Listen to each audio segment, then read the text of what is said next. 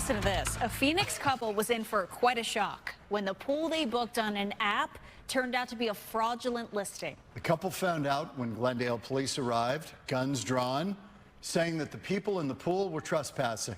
Fox 10's Lindsay Regis joins us live tonight with the latest. This would be a horror show if a bunch of uninvited people ended up taking over your backyard. Yeah, this was very scary for this couple. They were just trying to beat the heat with their 8-month-old puppy, but that all changed when owners saw video of strangers in their backyard. This would have been our 7th rental through Simply. As we normally do, we went on the app, see what was available. We made a rental from 8 p.m. to 9:30 p.m. 15 to 20 minutes into their stay, Glendale police showed up and handcuffed Vanessa Lighty and her wife. They confirmed the app, no problem. They came in with flashlights. Obviously, it was 8 p.m. It was dark out. So they came in with their flashlights up and their guns drawn and told us to put our hands in the air. Vanessa's wife recorded the moment they were trying to explain to police that they reserved the pool on an app called Swimply. I'm gonna let her go. She's only 8 months old. They actually went through my phone and got the reservation pulled up and confirmed that this is the address. You did pay. The homeowners stated, I guess they had spoken with them, that they had not made the listing. What was supposed to be a fun and relaxing night enjoying the pool quickly turned frightening. I felt really hopeless. I didn't think they were going to hear us out. Glendale police tell us the homeowners were alerted someone was in their backyard. The couple paid to use the pool through the app, but the posting was fraudulent. It was really, really scary, to be honest. And I'm very traumatized by it. And I really would just like Swimply to stand up and do something. We received a statement from Swimply that states when a fraudulent listing is flagged to our team, we take immediate action. Action may include providing affected guests with support, including refunds. Through further contact with Swimply, we are getting no assistance whatsoever. They are not willing to refund us, let alone, speak with us about what account verification they do in order to make sure these are real postings. We also spoke with the homeowners who say they were not home at the time, but they will not be pressing any charges. Reporting live, Lindsay Regis, Fox 10 News. Donald Trump's former attorney, Jenna Ellis, has flipped. That's a report this afternoon. We learned she is agreeing now to cooperate with investigators at the Arizona Attorney General's office in the fake electors case. She will now testify against the 17 other co-defendants. Fox 10's Ashley Rodriguez is live from the state capitol tonight with more on this. Ashley.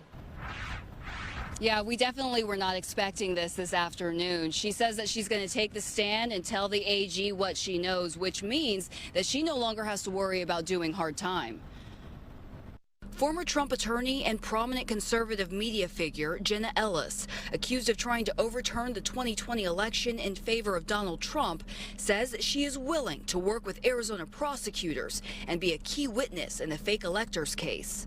In return, the 9 felonies she faced in Arizona for fraud, forgery, and conspiracy will be dropped. She's got a lot of information. This is important information. And she has agreed to testify fully for us in our case. Prosecutors say Ellis was at the right hand of former Trump attorney Rudy Giuliani, helping spread false claims of election fraud in Arizona and 6 other states. They say she and 17 other fake electors encouraged the Arizona legislature to change the outcome of the election and pushed then Vice President Mike Pence to accept Arizona's fake elector votes. 11 Arizona Republicans are also accused of signing a document to Congress, falsely claiming they were the state's true electors and attempting to declare Donald Trump beat Joe Biden. Last year, standing teary-eyed before the judge, she pled guilty in Georgia and said she looks back on that time with deep remorse. In a statement, Ellis's attorneys write, "We are grateful the Arizona Attorney General's office completely dismissed the indictment against Jenna Ellis as she was not involved in the so-called fake elector scheme. Jenna was originally told she was not a target, and her cooperation is her continued willingness to tell the truth." Some defendants are realizing that they need to cooperate and tell their stories and tell the truth, and obviously that's always in the interest of justice, and we welcome that.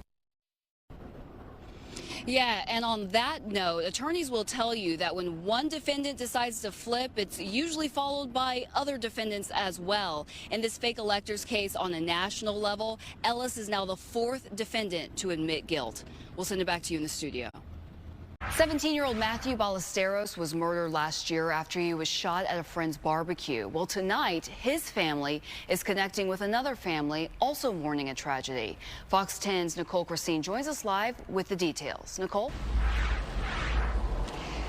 Well, Ashley, this rain actually pretty fitting for this story because it is a very somber one. Today, I met Matthew's mother, Samantha. She told me that one of her biggest fears after Matthew was killed last year was that the man she believes killed her son, Alexander Reyes, would have the opportunity to hurt someone else. And now Reyes is under arrest and accused of murdering someone else's son. Matthew was a really loving, kind-hearted. He had a heart of gold. It's been almost 15 months since Samantha lost her 17-year-old son, Matthew, following a shooting at a Phoenix apartment complex. A traumatic experience not only for her, but for Matthew's 2 younger sisters. I don't know if they'll ever heal from it. That was their go-to. That was their bubby, their brother. 4 days after Matthew's death, on May 17th, 2023, Alexander Reyes was arrested and charged with second-degree murder.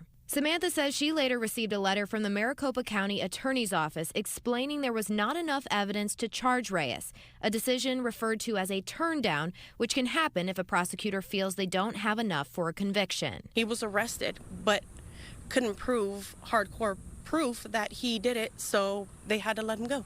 Then, just 4 days ago, Reyes was arrested again for murder after surveillance video showed him allegedly stabbing a man named Gabriel Trejo to death.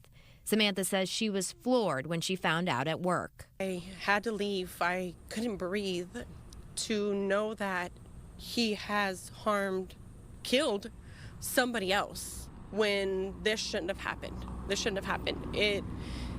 It just opens a wound of the day that I had to say my goodbyes to my son.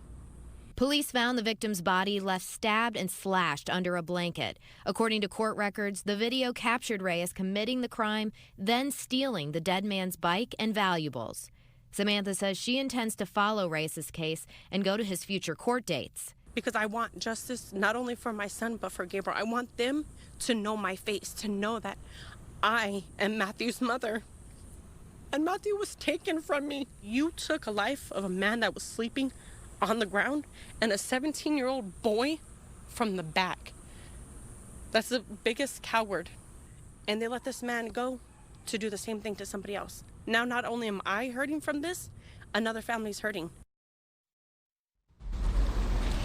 And Samantha did add that she hopes anyone who might have a tip or any other information that could lead to a break in Matthew's case, she wants them to go to authorities and give that information, especially now that Reyes is under arrest again. Reporting live tonight in Phoenix, Nicole Christine, Fox 10 News.